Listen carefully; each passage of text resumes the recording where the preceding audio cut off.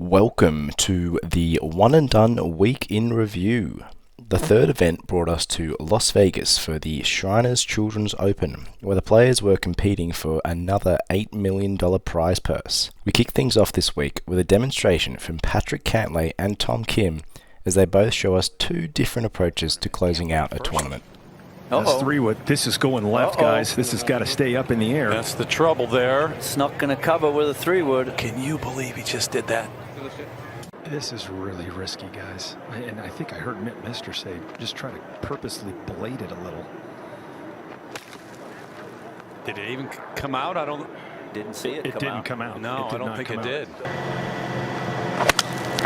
I clipped the tree again. This has got to go. This has got to go. This is something else. It's hard to believe watching this. Sixth now.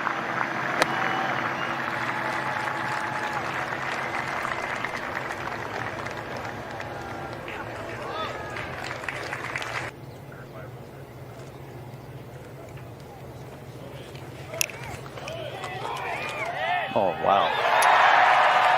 You just shake your head at this game.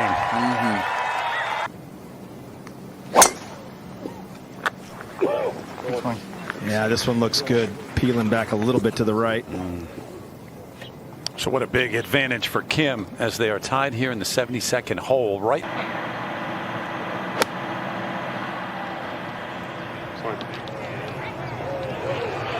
That's what he did. That side very safe on the green.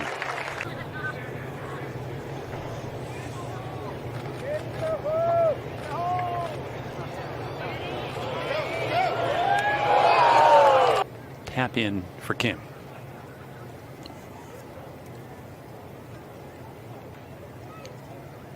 Came down to the 72nd hole, and Tom Kim is a two-time winner before the age of 21 on the PGA Tour.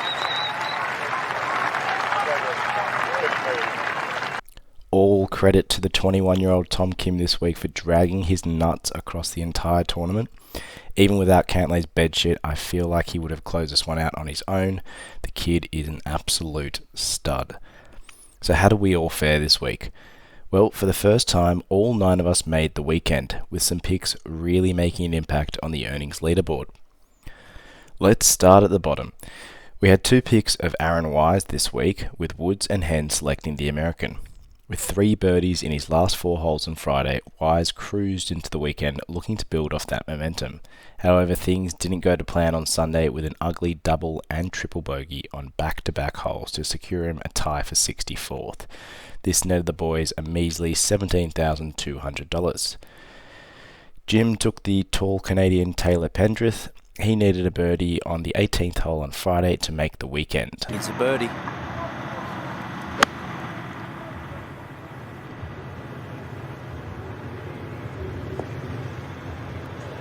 How about an eagle? Oh, my goodness. Gosh, how did that miss, Terry? That was about all Pendrith could muster up in the end as he finished tied for 44th, and it was good for $23,000. I took one of the best putters on tour at the moment in Taylor Montgomery. He carried his flat stick form into the tournament with a whopping 54% one-putts, however struggled to hit his Gregs and found himself outside the top 10 for the first time this season with a T15. This was good for $130,000. Next up was our rookies pick in Si Woo Kim, and if it wasn't for a horrendous triple bogey in the second round, he might have been challenging his fellow countrymen for the trophy. A very classy 18 under found Siwoo at tied for 8th and good for $242,000. Congratulations are in order for rookie Levine as he is finally off the nudie run with this money earner selection. The Fernie brothers pulled off a top 10 finish with Sung Jae Im birdieing his way to tied for 7th. His weekend performance of 12 under saw him join 3 other South Koreans in the top 10. This was good for $270,000 and also saw Sam Fernie string back-to-back top 10 performances together. So, after our inaugural Dud of the Week award last week, Tommy Roberts bounced back with his selection of Patrick Cantlay. He was joined late in the piece with a last-minute submission of the American by Jack Hammond. As we saw earlier, Cantlay put a strong case forward for bedsheet of the week with his calamity on 18. although his 36-foot bomb to save triple bogey on the last saved the lads some more pain as he secured $712,000. Moving on to the leaderboard, we have Woods falling to 5th spot, Jim sliding down to 8th, Tommy has rocketed up to a clear 3rd place away from the pack, Ferns is alone in 4th, Ted is stuck down at 6th, Hamo's midnight selection sees him up at 2nd place, Hen is dead last at 9th, my lead has now been narrowed to within $1 million, and we have our rookie climbing off the bottom of the leaderboard up to 7th place.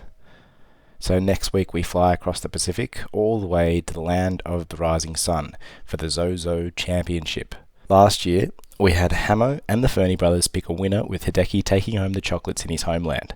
Some would say you can't not pick a Japanese player in Japan. We'll see if that sentiment rings true when I come back to cover all of our selections. Until then, happy one and dunning. And then the Eagle Putt. Matsuyama at 15 under, winning in his native Japan, title number 7 of his PGA Tour career.